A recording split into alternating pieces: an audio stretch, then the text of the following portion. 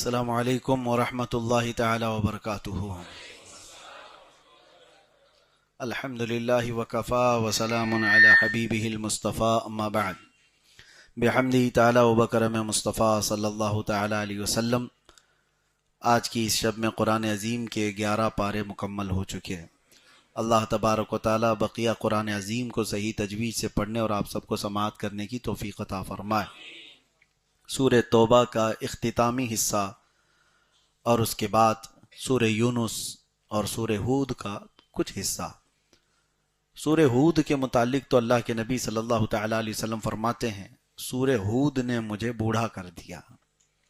اس سورہ کے متعلق اور سورہ توبہ کی جو آخری آیات ہیں وہ ہمارے لیے بہت ہی روح افزا ہیں، ایمان افزا ہیں۔ اللہ تبارک و تعالی نے یوں فرمایا، لقد جاءکم رسول من انفسکم عزیز علیہ ما عنتم حریص علیکم بالمؤمنین رؤوف الرحیم۔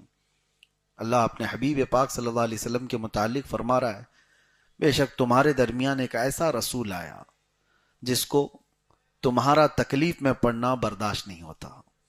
پہلی صفت میرے نبی کی یہ ہے، تمہارا تکلیف میں پڑنا رسول سے دیکھا نہیں جاتا۔ عزیز علیہ ما عنتم، یہ اور پھر حریص علیکم بالمؤمنین، اگر وہ تمہارے کسی چیز کے طلبگار ہیں تو صرف تمہارے ایمان کے طلبگار ہیں۔ رؤوف الرحیم، نہایت ہی نرمی کرنے والے، شفقت کرنے والے رسول تمہارے درمیان آئے۔ 3 چیزیں رسول اللہ کی بیان کی گئیں۔ تمہارا تکلیف میں پڑنا رسول کو گوارا نہیں۔ یہی تو بات ہے کہ ہر گھڑی میرے آقا صلی اللہ تعالی علیہ وسلم نے امتی امتی کہا ہے۔ جہاں جہاں حضور پاک صلی اللہ تعالی علیہ وسلم امت کے متعلق دعا کرتے، آپ دیکھیں اس کا بیک گراؤنڈ۔ حضرت عائشہ صدیقہ رضی اللہ تعالی عنہ فرماتی ہیں، کبھی رسول کریم صلی اللہ تعالی علیہ وسلم بستر سے اٹھ کر چلے جاتے اور جب ابر چھاتا، بجلیاں کڑکتی تو حضور کھلے آسمان کے نیچے استغفار کرنے لگ جاتے تھے اللہ کریم کی بارگاہ میں۔ آپ سے پوچھا جاتا، آپ بجلیوں کے کڑکنے سے یا ابر سے اس طرح کیوں بے قرار ہوتے ہیں؟ حضور پاک صلی اللہ تعالی علیہ وسلم نے ارشاد فرمایا، مجھے اندیشہ ہوتا ہے کہیں یہ بجلیاں یا یہ ابر میری امت پر عذاب نہ بن جائیں۔ پچھلی امتوں پر عذاب آنے سے پہلے اسی طرح کے حالات ہوتے تھے، تو میں استغفار کرتا ہوں کہ اللہ تبارک و تعالی میری امت کو عذاب سے بچائے۔ اور جب یہ بجلیاں اور ابر چھٹ جاتا ہے تو واپس حضور تشریف لاتے۔ فکر امت یہ تھی اللہ کے نبی صلی اللہ تعالی علیہ وسلم کی۔ اس آیت کی تفسیر بڑی طویل ہے اور رسول کریم صلی اللہ تعالی علیہ وسلم کے متعلق یہ فرمایا کہ وہ نہایت ہی نرم دل اور شفقت کرنے والے ہیں۔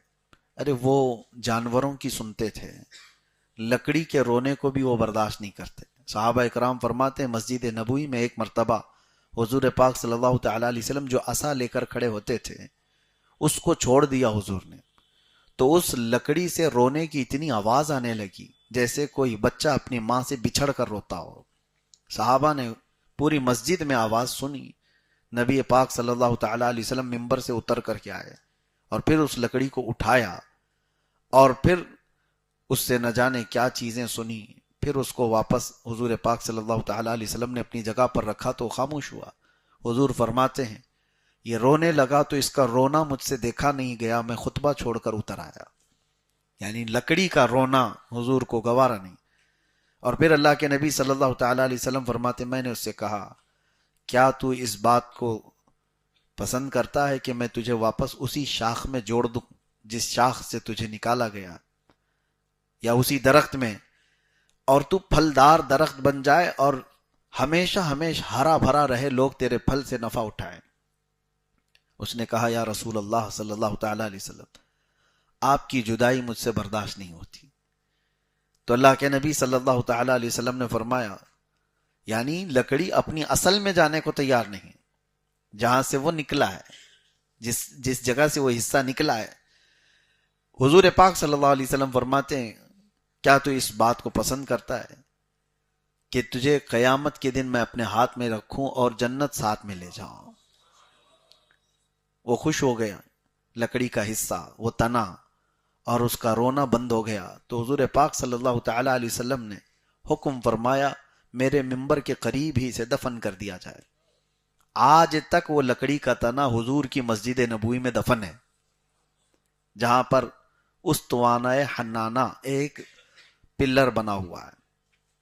آپ ریاض الجنہ کے اندر جائیں گے تو ایک پلر کا نام ہے استوانہ حنانہ، وہ اسی لکڑی کے تنے کے اوپر پلر بنایا گیا ہے جہاں وہ نشانی ہمیشہ کے لیے دفن ہوئی۔ اور حضور پاک صلی اللہ علیہ وسلم نے جب وعدہ فرمایا ہے تو وہ لکڑی کا تنا حضور کے ساتھ جنت میں بھی جائے گا۔ یہاں سے ایک بات ملتی ہے، لکڑی کے سوکھے ہوئے حصے کے اندر اگر حضور کی جدائی میں، حضور کے فراق میں غم آ جائے تو نعمت یہ ملتی ہے کہ جنت اسے ساتھ لینے کا وعدہ کیا جائے۔ کیا امتی اگر حضور کی جدائی میں روئے تو وہ ناز و نعم کے ساتھ احسان نہیں فرمائیں گے؟ لیکن امتی کا حال یہ ہے کہ یہ لکڑیوں سے زیادہ سوکھ گیا ہے، لکڑیوں سے زیادہ ان کی سوکھا پن ہے۔ محبت مصطفیٰ صلی اللہ علیہ وسلم میں تڑپنا ہم نے کہاں سیکھا ہے؟ میرے عزیزو، ایک دو نہیں کئی روایات آپ کو میں بتاؤں۔ ہرن کے رونے کو حضور برداشت نہیں کر پائے، ایک عرب نے اس کا شکار کر لیا تھا، ہرن رو رہی تھی اور حضور اس کے قریب گئے، پوچھا تو ہرن نے اتنا ہی کہا میرے دو چھوٹے بچے رہ گئے ہیں، بھوکے ہیں، میں انہیں دودھ پلا کر واپس آ جاؤں گی، مجھے اس سے آزاد کرا دے۔ حضور نے اس کی بات سن کر کے وہ عربی سے کہا، بدو سے، دیہاتی شخص سے، کہ ہرن مجھ سے بات کر رہی ہے اور اپنے بچوں کو دودھ پلا کر واپس آئے گی۔ اس نے کہا کیا کوئی جانور اس طرح سے نکلا ہوا بھاگ کر واپس آ سکتا ہے؟ حضور نے فرمایا مجھ سے وعدہ کیا ہوا جانور دھوکہ نہیں دے گا۔ ہرن کو اس نے چھوڑا، حضور کو پکڑا اور ہرن تھوڑی دیر کے بعد وہ اپنے بچوں سمیت واپس لوٹ آئی۔ اللہ کے نبی صلی اللہ تعالی علیہ وسلم کا یہ معجزہ دیکھ کر کے وہ بدو ایمان بھی لیا۔ لیکن یہاں کہنا یہ ہے کہ ایک جانور اگر اپنے بچوں کی جدائی کے غم میں روئے تو رسول اللہ کو وہ بھی گوارا نہیں۔ اور بعض روایات یہ بتاتی ہیں کہ امتیوں میں سے کسی کے تلووں میں کانٹا چبھ جائے تو حضور اس کے بھی درد کا احساس کرتے ہیں۔ اللہ کے نبی صلی اللہ تعالی علیہ وسلم، یہی تو آیت ہے، عزیز علیہ ما عنتم، اللہ فرما رہا ہے تمہارا تکلیف میں پڑنا ان کو گوارا نہیں ہے۔ ملک الموت جب حضور پاک صلی اللہ تعالی علیہ وسلم کی روح قبض کرنے کے لیے تشریف لائے تب بھی رسول اللہ صلی اللہ علیہ وسلم نے کیا پوچھا؟ وہ وقت ایسا ہوتا ہے کہ لوگ اپنے ماں باپ، اپنے بھائی بہن اور اپنے بچوں کو پہچاننا بھول جاتے ہیں، نزع کا وقت، روح نکلنے سے تھوڑی دیر پہلے، لیکن وہ رحمت عالم صلی اللہ تعالی علیہ وسلم ملک الموت سے یوں پوچھتے ہیں، یہ جس تکلیف سے ہم گزر رہے ہیں روح نکلنے سے قبل، کیا یہ تکلیف میری امت کو بھی دی جائے گی؟ اللہ کے نبی صلی اللہ تعالی علیہ وسلم کو فکر ہے تو کس کی؟ جو نہ بھولا ہم غریبوں کو رضا، یاد اس کی اپنی عادت کیجئے۔ قرآن یہ کہتا ہے عزیز علیہ ما عنتم، تمہارا تکلیف میں پڑنا رسول کو گوارا نہیں۔ لیکن امت ہے کہ رسول اللہ صلی اللہ تعالی علیہ وسلم پر جتنا بھی کتے بھونکیں خاموش اپنا راستہ چل رہی ہے، امت کو کوئی احساس نہیں اس چیز کا۔ نبی پاک صلی اللہ تعالی علیہ وسلم کوئی بھی زندگی پاک کے عمل میں جہاں امت کو فراموش کیا ہو، ہم غریبوں کو بھلا دیا گیا ہو، معراج کی شب بھی دیکھیں اللہ کی بارگاہ میں غریب امت کو یاد کیا ہے۔ یہاں تک کہ قبر انور میں جب آپ کو رکھا گیا تھا تو جو صحابہ قبر میں اترے تھے وہ کہتے ہیں حضور کے لب ہل رہے تھے۔ اس وقت ہم نے کانوں سے سنا اللہ کے نبی صلی اللہ علیہ وسلم فرما رہے تھے رب حب لی امتی، میری امت کو میرے حوالے کر دے مولا۔ امت کے لیے حضور پاک صلی اللہ تعالی علیہ وسلم کا یہ فکر کرنا، کوئی نہیں ہے جو ہمارے لیے اس قدر تڑپتا ہو یا اللہ کریم کی بارگاہ میں ہمارے لیے اس طرح کی دعائیں کرتا ہو۔ اور یہ بھی بات سنیے، فضیلت، حضور صلی اللہ تعالی علیہ وسلم کس چیز سے سب سے زیادہ راضی ہوتے تھے پتہ ہے؟ ایک دعا میں آپ کو بھی بتا دے رہا ہوں۔ حضور نے فرمایا جس نے یہ دعا کیا اس پر میری شفاعت واجب ہوگی۔ وہ کیا دعا ہے؟ بس یہ دعا ہے، اللہم ارحم امت محمد صلی اللہ علیہ وسلم رحمتا عامہ، اللہم اغفر امت محمد صلی اللہ علیہ وسلم مغفرتا عامہ، جس کا مطلب یہ ہوتا ہے اے اللہ امت محمدیہ پر عام رحم فرما، اے اللہ امت محمدیہ کی عام بخشش فرما۔ جس نے یہ دو باتیں کی، امت کے لیے دعا کی، حضور فرماتے میری شفاعت ہے اس پر، امت کے لیے۔ یہ فکر امت اللہ کے نبی صلی اللہ تعالی علیہ وسلم نے، اور پھر یہ بھی فرمایا من لم یہتم بامرنا فلیس منا، جو اس حال میں صبح کیا کہ میری امت کے بارے میں کچھ سوچا نہیں، وہ میری امت میں سے نہیں ہے۔ تو کتنے ہیں جو ہم میں سے فکر امت میں ہیں؟ کون ہے جو تڑپتا ہے غریب امت کے لیے؟ ہم تو سیلفش ہو گئے آج کے دور میں، ہمارے اپنے اپنے معاملات میں ہم بزی ہو گئے۔ دنیا جاتی ہے کسی بھی کھائی میں، ہمیں اس کی کیا فکر۔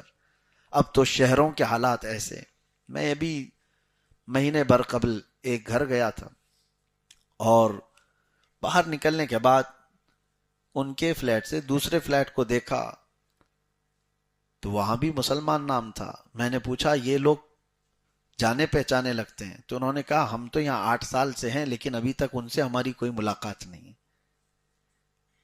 میں جانتا ہوں لیکن بغل میں جن کا گھر ہے وہ نہیں جانتے۔ یہ شہروں کی زندگیاں ہیں، یہاں پڑوس کا تصور ختم ہو چکا ہے۔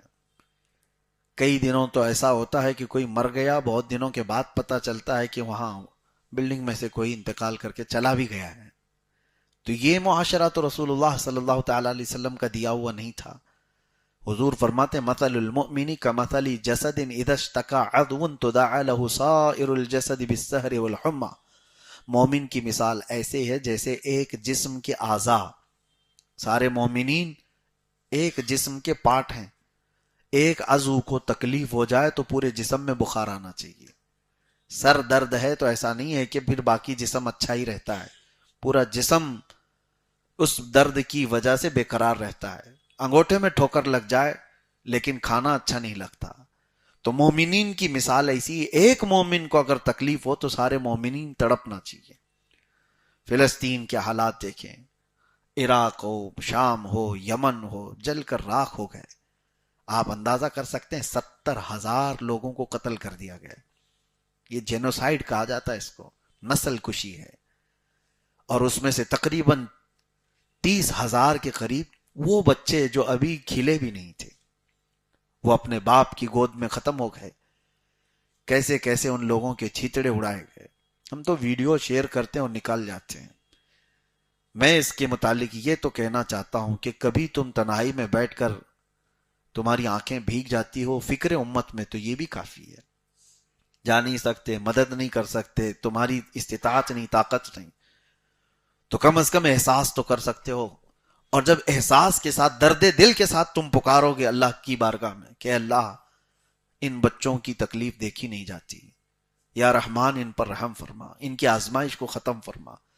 ویسے تو اجتماعی دعائیں، فارمیلٹیز بہت ہوتی رہتی ہیں۔ میں تو یہی سمجھتا ہوں لوگ تو دعاؤں کے لیے ہاتھ بھی اٹھاتے ہیں تو کھجاتے ہوئے ادھر سے ادھر، ان کے نہ تصور ہیں نہ خیالات ہیں، وہ تو ڈیوٹی کرنے آئے ہیں، ادھر ہاتھ اٹھائے، کب امام نیچے چھوڑا کہ وہ نکل گئے۔ یہ دعا ہے؟ دعا تو درد ہے، احساس ہے، اور اس طرح سے دعا کرو تو پھر دیکھو بار اجابت سے ٹکرا جائے۔ احساس ختم ہونے کو آ گیا۔ وجہ یہ ہے کہ ہم ان تکلیفوں سے نہیں گزر رہے ہیں جن تکلیفوں سے امت گزر رہی ہے، لیکن نمبر آئے گا۔ زیادہ دیر تک انتظار نہ کرو، نمبر آئے گا۔ اللہ تبارک و تعالی فکر امت میں تڑپنے کی توفیق عطا فرمائے۔ زندگی کا کچھ حصہ وہ بھی رکھو رسول اللہ صلی اللہ تعالی علیہ وسلم کو اگر راضی کرنا چاہتے ہو۔ ایک بات میں اور آپ کو بتا دوں، حضرت جبرائیل امین علیہ السلام نے، جانتے ہو حضور کی رضا کے لیے انہوں نے کیا کہا؟ یا رسول اللہ صلی اللہ تعالی علیہ وسلم، مکہ والوں کی تکلیف کو ہٹا دیا جائے، مکہ والے جو ایذا دیتے ہیں وہ سب ختم ہو جائے، مدینے میں اچھی حکومت اسٹیبلش ہو جائے، جنگوں میں فتح یابی ہو جائے۔ جبرائیل امین نے یہ نہیں کہا۔ جبرائیل امین نے حضور صلی اللہ علیہ وسلم کی رضا حاصل کرنے کے لیے ایک جملہ کہا تھا، کیا؟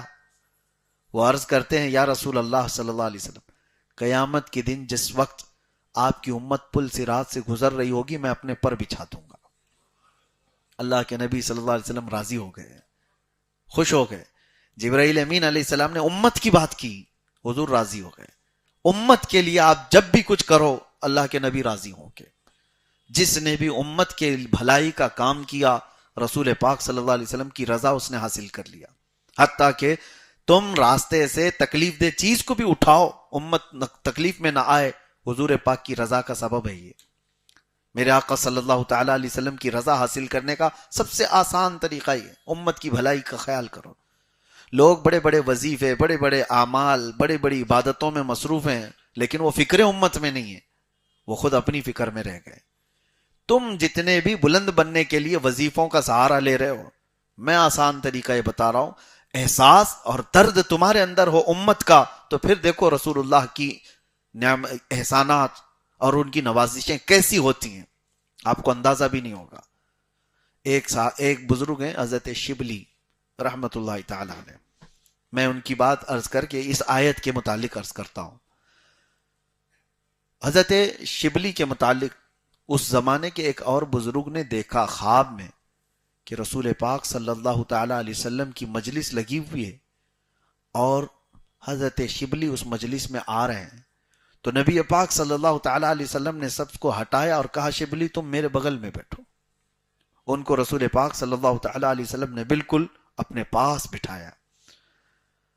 تو وہ جنس بزرگ نے حضرت شبلی کو خواب میں اس طرح سے دیکھا حضور کی بارگاہ میں، وہ بے چین ہو گئے کہ کیا عمل کرتا ہوگا شبلی، نبی پاک صلی اللہ تعالی علیہ وسلم کی بارگاہ میں اتنا قرب ہے۔ دوسرے دن اٹھے اور دوڑتے ہوئے وہ حضرت شبلی کو تلاش کر کے پہنچے اور جا کر کے ان سے ایک بات پوچھی کہ شبلی مجھے ایک بات بتاؤ، رسول پاک صلی اللہ تعالی علیہ وسلم کی بارگاہ میں تمہارا ایسا مقام ہے؟ انہوں نے یہ نہیں پوچھا کیا مقام ہے، کیا دیکھا، ان سے اس بزرگ نے پوچھا کہ صرف یہ بتاؤ تم کرتے کیا ہو؟ تو حضرت شبلی کہتے ہیں دو عمل ہے میرے، رات کو اس وقت تک سوتا نہیں جب تک امت کی بخشش کی دعا نہیں کرتا، امت محمدیہ کی بخشش کے لیے، ان کے اصلاح حال کے لیے دعا نہیں کرتا، اس وقت تک سوتا نہیں۔ دوسری چیز یہ ہے جو عمل میں آپ کو بتا رہا ہوں، الحمدللہ برسوں سے میرا بھی عمل ہے۔ حضرت شبلی فرماتے ہیں جب بھی فرض نماز سے فارغ ہوتا ہوں، سلام پھیرتے ہی میں سب سے پہلے یہ آیت پڑھتا ہوں، لَقَدْ جَاءَكُمْ رَسُولٌ مِّنْ أَنفُسِكُمْ عزیز علیہ ما عنتم حریص علیکم بالمؤمنین رؤوف الرحیم۔ یہ میرا عمل ہے۔ اور حضرت شبلی فرماتے ہیں اس عمل کی برکت یہ ہے کہ جب دل زیادہ مغموم ہوا ہم نے رسول اللہ کو خواب میں دیکھ لیا۔ الحمدللہ اس کا اثر ہے، جب زیادہ دل